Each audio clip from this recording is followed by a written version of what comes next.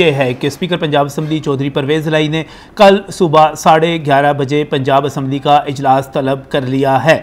Punjab assembly का इजलास जो है एक मरतबा फिर हंगामा खेज़ हो सकता है, बड़ी ख़बरों के साथ हो सकता है। और इस वक्त मेरे पास जो इंफॉर्मेशन मौजूद है, अब जिस वक्त हम ये प्रोग्राम कर रहे हैं इस वक्त गवर्नर हाउस में भी एक इजलास चल रहा है और उस इजलास में तमाम ये जो कानूनी पहलू हैं उनको डिस्कस किया जा रहा है। और इसके साथ साथ मुस्लिम लीग नून की पार्लिमानी पार्टी का इजलास भी जारी है। उस पार्लिमानी पार्टी ने एक आगे से सब कमेटी भी कायम की हुई है जो कि इन तमाम कानूनी चीज़ों का जायज़ा ले रही है जिसका उनको दरपेश है। लेकिन इस वक्त जो सूरत हाल ये है वो ये है कि शायद बहुत सारी चीज़ें कानून के मुताबिक ना हों, उस आइन के मुताबिक ना हों और रवायात के मुताबिक ना हों, क्योंकि हमने पंजाब में नई रवायात लिखनी शुरू कर दी हैं।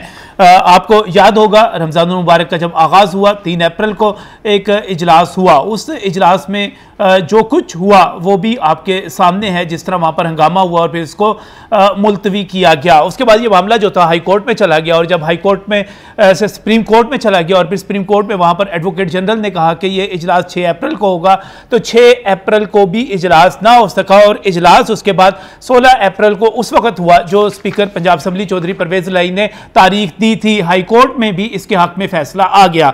16 अप्रैल को जो कुछ हुआ वो पंजाब में आप कह सकते हैं कि पंजाब की पार्लिमानी तारीख का एक स्याह बाब था। उस रोज डिप्टी स्पीकर के ऊपर हमला हुआ और उस डिप्टी स्पीकर हमले के नतीजे में आगे जो बदमज़गी हुई उसके बाद जो इंतज़ामिया थी और जो डिप्टी स्पीकर थे उनको पंजाब में ऐवान में पुलिस तलब करना पड़ी। और उसके दिन के बाद आज एक मरतबा फिर इजलास जो है वो बुलाया जा रहा है और जहाँ पर 2 तहरीक अदम एतमाद हैं। स्पीकर पंजाब असम्बली चौधरी परवेज़ इलाही के ख़िलाफ़ भी तहरीक अदम एतमाद मौजूद है और उसके साथ साथ डिप्टी स्पीकर के ख़िलाफ़ भी अदम एतमाद की तहरीक मौजूद है, जिसको कल एक करारदाद की सूरत में ऐवान में पेश किया जा रहा है। इस वक्त जो है तमाम लोगों की नज़रें उस तरीक़ाकार पर लगी हुई है जो हुकूमत और अपोजिशन की तरफ से पंजाब असम्बली में अपनाया जाएगा।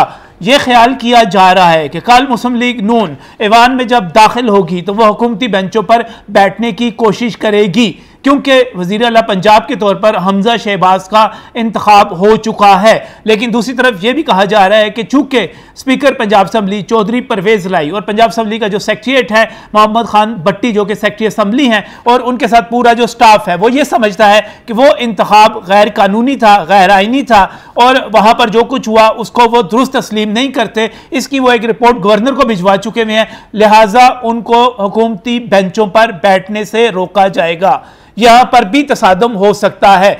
दूसरा तसादम उस वक्त हो सकता है जब डिप्टी स्पीकर के हवाले से करारदाद और तहरीक जो है वो सामने आएगी, वो पेश की जाएगी और वहाँ पर रायशुमारी का इशू होगा। वहाँ पर जो तसादम की वजह बन सकती है वो मुनहरफ अरकान जो हैं ऐवान में उनका आना, उनका बैठना भी हो सकता है। इससे आगे बढ़ते हुए किसी भी और चीज़ के ऊपर, इशू के ऊपर जो है हंगामा हो सकता है। लिहाजा कल का इजलास जो है मेहमानों की गैलरी में दाखिला बंद कर दिया गया है।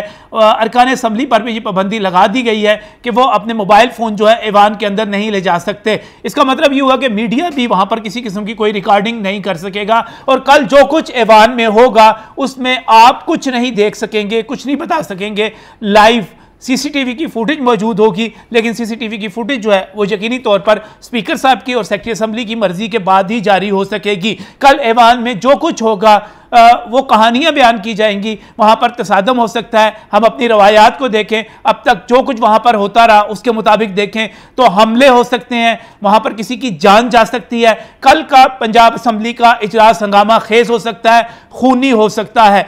ये क्या सूरत हाल बन रही है और क्या बन सकती है, इसकी तरफ चलते हैं। मैं बहुत ही मशकूर हूँ अयाज शुजा हमारे साथ यहाँ पर मौजूद हैं। आप साबिक सदर हैं Punjab assembly press gallery committee के, सीनियर पार्लिमानी रिपोर्टर हैं, रिपोर्टिंग का वसी एक्सपीरियंस रखते हैं। मेरे साथ अयाज साहब, इस वक्त जो सूरत हाल बनी हुई है, कल पंजाब असम्बली में क्या होने जा रहा है? कल पंजाब असम्बली में जो एजेंडा अभी तक जारी किया गया नजम साहब, वो है कि कल सरदार दोस्त मोहम्मद मज़ारी के ख़िलाफ़ तहरीक एतमाद जो है उस पर वोटिंग करवाई जाएगी और उस सिलसिले में जो SOPs जारी किए गए हैं, कोई भी रुकन असम्बली अपना मोबाइल फ़ोन अंदर नहीं लेके जा सकता, असम्बली का कोई अहलकार भी अपना मोबाइल फ़ोन अंदर लेके नहीं जाएगा। इसके साथ साथ जो ख़वातीन अरकान असम्बली हैं वो अपने हैंड्स बैग भी अंदर नहीं लेके जा सकती, उनको वो असम्बली सिक्योरिटी स्टाफ को जमा करवाने होंगे। तो पहला तसादुम माज़रत के साथ चाहता हूँ कि यहाँ पे होगा ईवान के अंदर नहीं होगा। पहले यहाँ पर ही लड़ाई शुरू हो जाएगी जब वो एंटर होने के लिए चाहेंगे कि लोग अपना मोबाइल लेकर जाएं ताकि उसकी वीडियोस बना सकें जो कुछ वहाँ पर हो रहा, और उसके साथ साथ अपने हैंडबैग्स ख्वातीन ले जा सकें। जी बिल्कुल। उसकी वजह यह है कि जो पिछले इजलास हुए थे उसमें उन वीडियोज़ का काफ़ी अमल दखल है जो भी मीडिया पे नशर हुई, और उससे फिर एक परसेप्शन बना के उस दिन इजलास में क्या हुआ। तो कल तो इजलास में इजाज़त नहीं है, यहाँ पे होगा पहला तसादुम।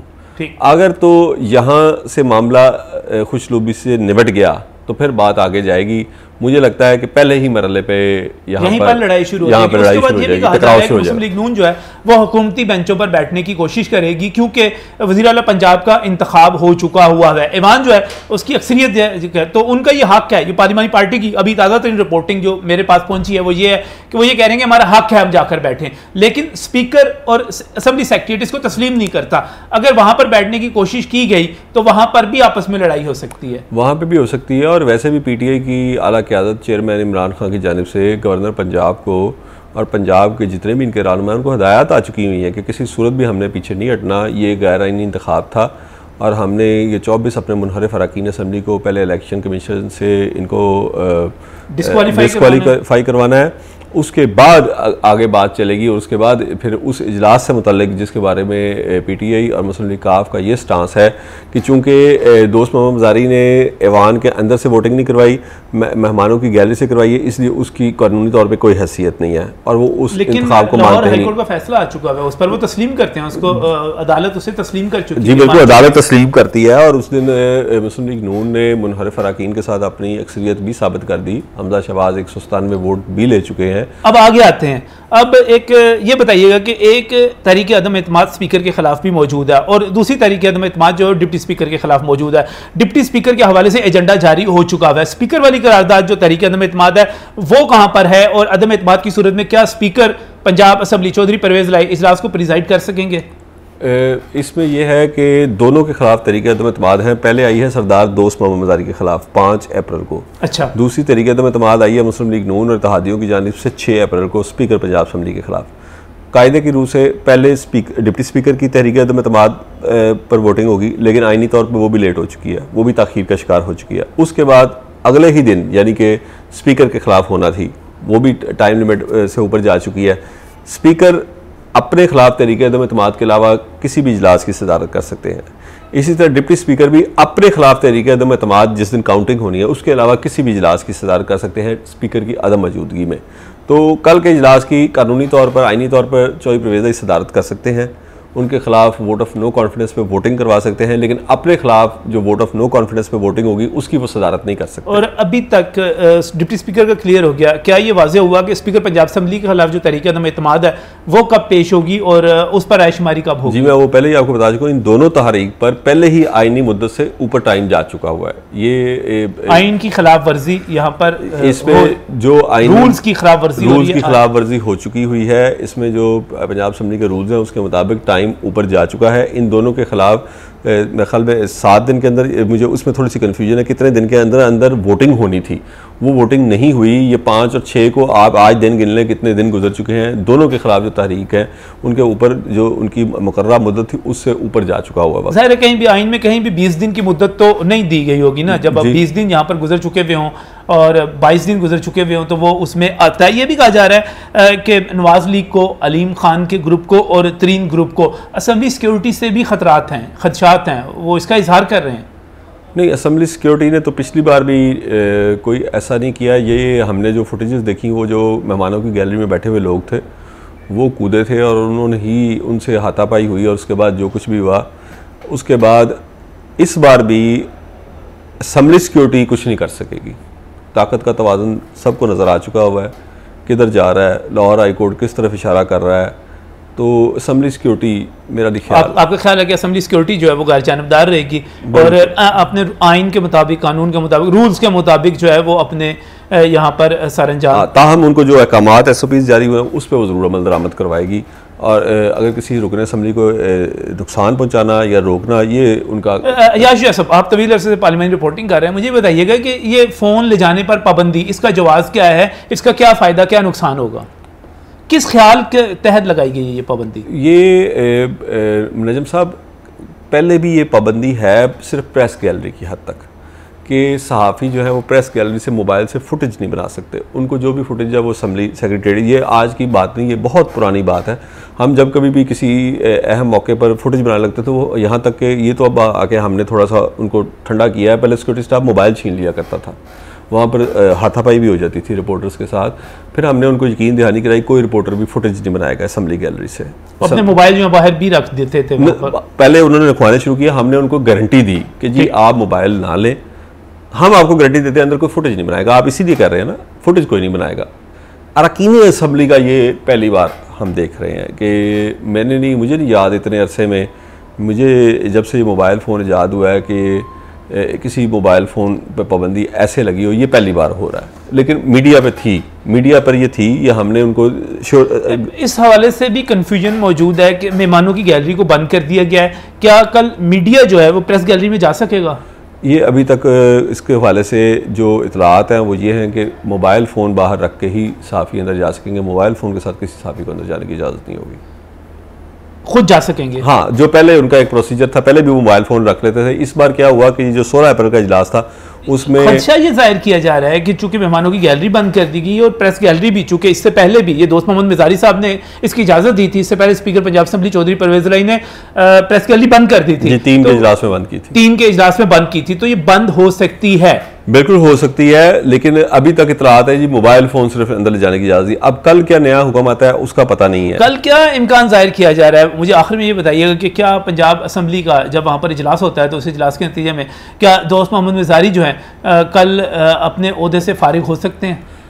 नजर साहब, इसमें 2 चीज़ें हैं। स्पीकर का अख्तियार, क्या वो हमारे जो PTI के मुनहरिफ अरकान हैं उनको अख्तियार देता है वोट देने का या नहीं, क्योंकि इसमें कायदे ऐवान के उसमें तो कोई वो नहीं है कि जी आप किसी को रोक सकते हैं, उसके बाद कार्रवाई हो सकती है।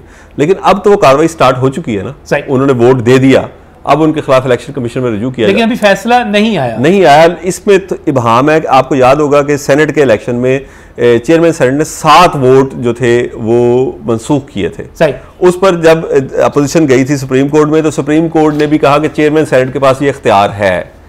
तो इस तरह कौमी असम्बली के स्पीकर और पंजाब असम्बली के स्पीकर के पास भी इख्तियारात मौजूद हैं कि वो इन वोट्स को, और उस दिन भी जो सरदार कल जो वोट पूरे कर तो वो आपको उस दिन भी जो सरदार दोस्त मोहम्मद मिजारी से इजलास करवाया गया, अगर उसकी जगह पर चौधरी परवेज इलाही वो कर ही नहीं सकते थे, लेकिन अगर करते तो वो उन सारे वोटों को कास्ट तो करवाते लेकिन उनको गिनते ना।